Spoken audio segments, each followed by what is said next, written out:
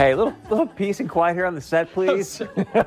Remember to register for your chance to win a family 4-pack of tickets to see Paw Patrol live up at the Fargo Dome on Sunday, January 19th. So just head over to valleynewslive.com, click on the old contest tab, and get yourself registered to win. All right, seasonal depression is a condition that affects many Americans, especially people in our community. But how exactly does it work? And what can we do to prevent it, to help or to mitigate some of these symptoms? So back with us today, Dr. Forrest Sawyer from Twin Oaks Health. Let's start with the important stuff. Bison or James Madison? Bison, obviously. That's a gimme. It's going to be a great game, man. Yeah. I think the Bison is going to help with some of the seasonal affective disorder, but you hear a lot about it. I think you see a lot of it. So how do you know if, like, okay, this is pretty serious for me? Well, yeah, like it affects almost everybody. Seems to have some sort of seasonal affective disorder at some point in their life. Heck, I even struggled with it for quite a while. And so what I'd like to do is start off by what it is, what affects it, and then really some easy steps to overcome it.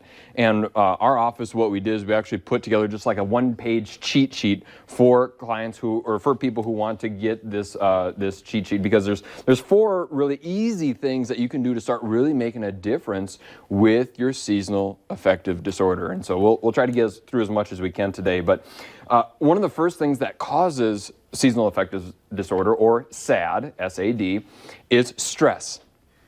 You know, there's so much stress in America today and in our lives. Like, are the Bison going to win, or is it going to be James Madison? If you've seen that Vikings game, boy, you know what stress is like. But it can be stress from relationships. It can be stress from your work. It can be stress even from our health. There's really 3 different main kinds of stress. There's the physical stress, the bumps, the bruises. It's icy outside. If you fall, break a hip, that's going to be extremely stressful on your physicality. But also you have the chemical stresses, and these chemicals can come from food. They can come, you know, it's not that necessarily like food is unhealthy. It's what they put in the food. It's the box foods. Have you tried reading the ingredients list on a box of food? Like, I can't pronounce half the stuff. You got to be a chemist to pronounce half those things. Like, there's 12 syllables. And so that all gets into your body and creates massive amounts of stress, because your body has to deal with it somehow. And it's when we are overcome by, it can be, like I said, relationship stress from, it can be over exercise. Back up to this 12-syllable thing that we're dealing with, because I think that's important, where you just sort of ingest it, everyone else is doing, you think, oh, my body can handle it. But what is the stress cause, and then what do you see as the symptoms, and then how do you help mitigate it? It's a wonderful question. Okay, so if you got a chemical, that's right. You're good at it. Okay, so you got this huge long word, and it wants to go like inside your body. Well, your liver has to process it somehow. Your body has to deal with it. Like, you're just throwing stuff at it, and now you have to deal with it. So it's very stressful for your body to have to metabolize or break down these man-made chemicals. And so it can be, and if we're not feeding our bodies, so that way it can deal with all of these challenges that we're throwing at it, it breaks down.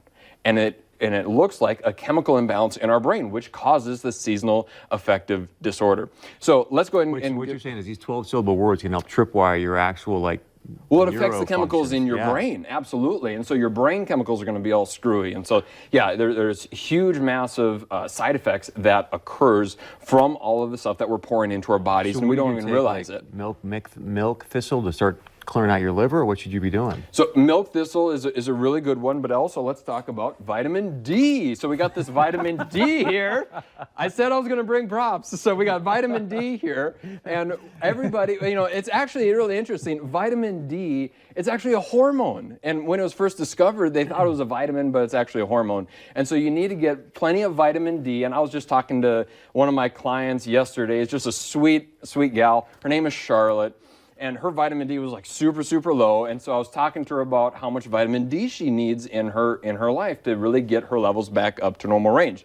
Vitamin D, one of the main side effects of low vitamin D is depression.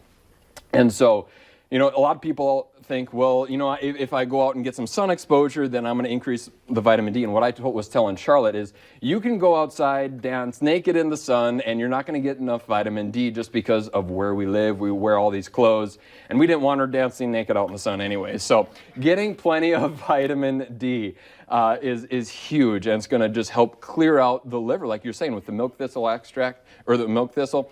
If we also get vitamin D as well, that is going to help the liver flush out a lot of these toxins that we're putting inside of our Man, bodies. good stuff right there. Vitamin D, yes. So anyways, we have also mindset. This is mindset, and there's lots of things. This is my brain. I made it up yesterday. It's really cool. So we got Chris's brain right here that we need to start improving. Get I in do camera. that for like a bubble. We'll put like little bubble sayings. That's right. That's right. So we got the brain. You need to make certain that we're starting off with a healthy mindset. There's clouds, and so many people, we wake up and we see that it's going to be negative. In the negative, it's going to be super cold, and we automatically start off with a negative mindset. And there's actually a really interesting study done that if you go ahead and you start the day off by looking out your window, no matter what it is, if it's overcast, if it's sun shining, if you got a huge stressful day at work, if you just got in a fight with your significant other, it doesn't matter. If you start the day off by saying, do you know what, today is going to be a great day, and you start that habit, it's 2020, let's start some new habits, that is going to make a statistical difference in how your mood, in how your brain functions. So, yeah. How do people get a hold of you? So that was only 2 of the things that we wanted to cover. We have 4 things. Call our office, 701-356-3255, and you can get the whole PDF cheat sheet that we have put together for you guys. Thank you very much, man. Thanks. Great stuff right there. Give them a shout. Check them out. Stick around. We got much more coming up right after this.